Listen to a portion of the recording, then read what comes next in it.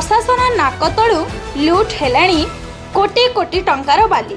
केन्दुझर जिले में बाली लुट को नहीं केन्दुझर जिला प्रशासन समालोचनार सरव्य हेबा परे बाली लुट अंचल रे पुलिस और खनि विभाग अगोचर रे जिला पुलिस रो एक स्वतंत्र यूनिट आनंदपुर घसीपुरा और हाटडीही तहसिल अंचल रे विभिन्न बेआईन बालीघाट उपरे अतर्कित चढ़ाऊ करी गुड़िए बालीगाड़ी को जबत करी बाली माफिया मध्य कोकुआ भय सृष्टि करिछि।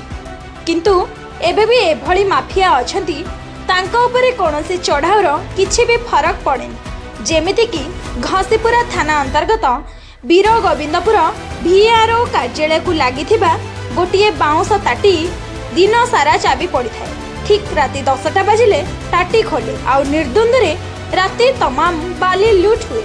4टी जेसीबी मेसिन द्वारा दैनिक 30 रु 40 हाइवा बाली लुट हुए। एठारे बैतरणी नदी रे होइथिबा बड़ बड़ खाल को देखिले अनुमान करी हेबो एठु केते कोटी टंकार बाली लुट होउछि।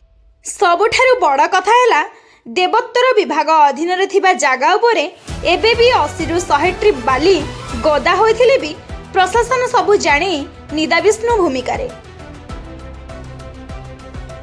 Bureau report time TV.